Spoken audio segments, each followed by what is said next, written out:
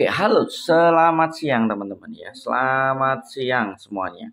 Sekarang kita masuk ke analisa baru P-Network yang sedang pump tadi malam. Setelah itu tiba-tiba 50% turun kembali. Oke, kita akan berikan analisanya.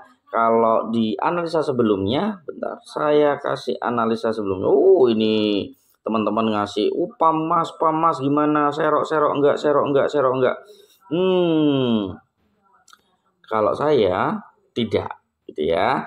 Ini sebelumnya saya analisa seperti ini, itu dari sini, bentar. Setelah itu saya bikin video.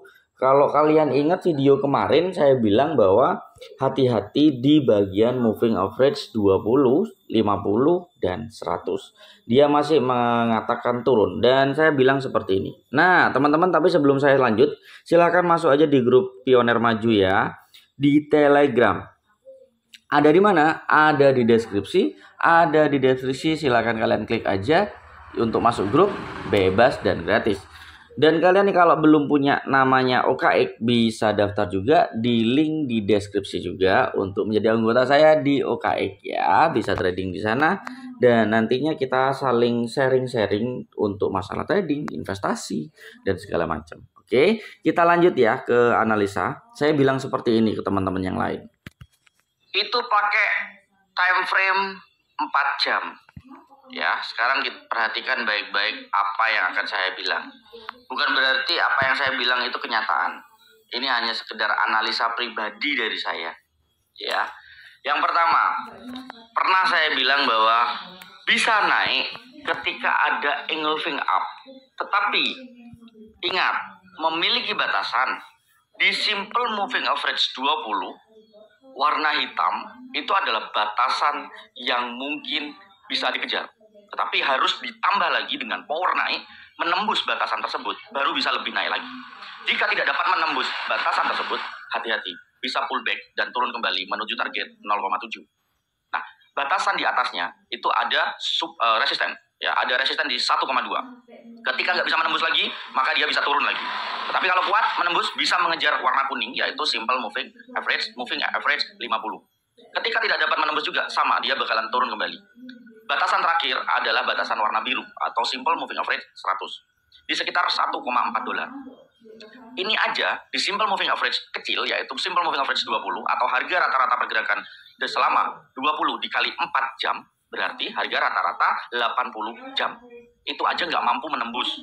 Maka mengartikan turun itu masih kuat.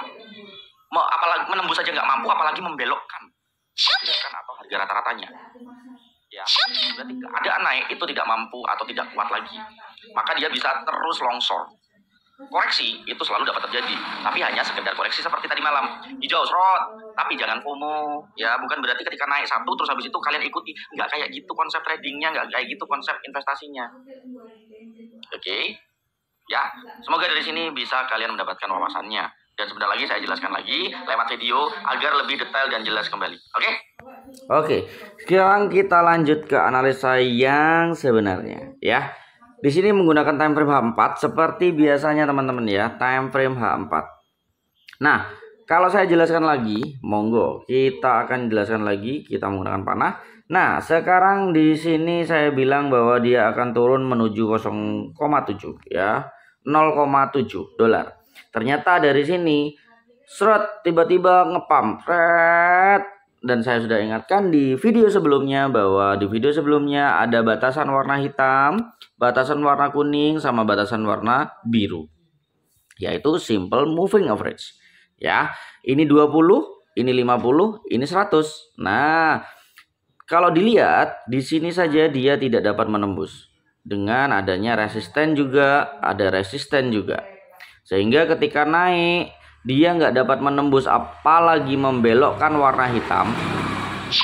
Ya, membelokkan warna hitam mengartikan bahwa dia tidak mampu lagi untuk lebih naik untuk mengejar kuning, ya.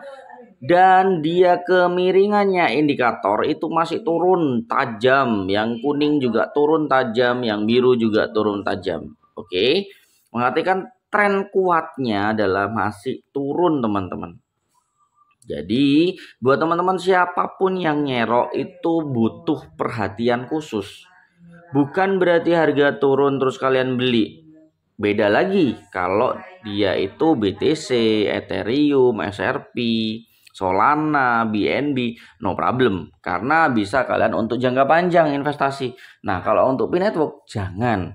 Karena projectnya masih project baru, belum mateng ya. Itu jangan. Masih beresiko banget untuk semakin turun sampai harganya sesuai dengan harga nanti pasar yang menentukan. Oh, paling cocok nih P-Network di harga sekian gitu ya. Jangan.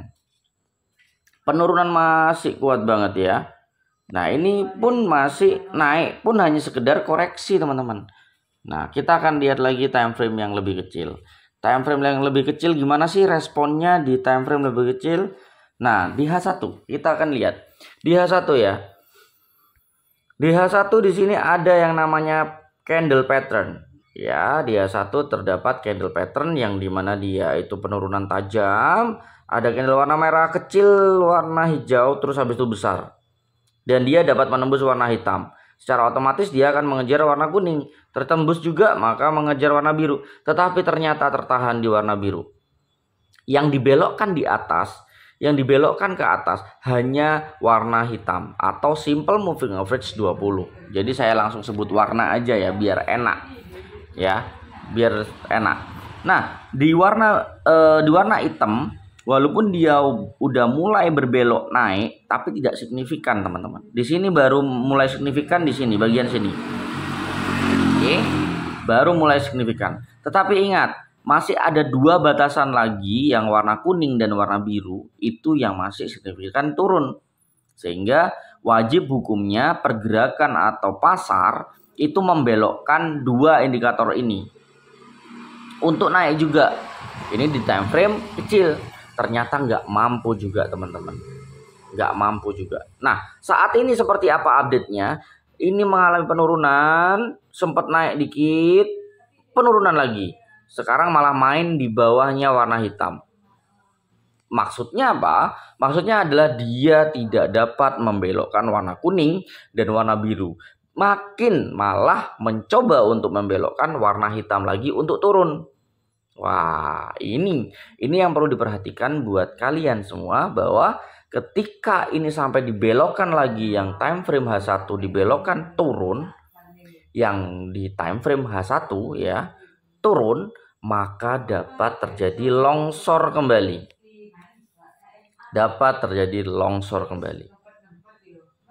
So, kesimpulannya adalah buat teman-teman yang nyerok, lebih baik hati-hati, lebih baik lebih baik hati-hati, lebih bukan curiga ya, tapi lebih aware terhadap pergerakan yang tiba-tiba, lebih menjaga mental, jangan terburu-buru karena harga tiba-tiba, jebloknya juga tiba-tiba.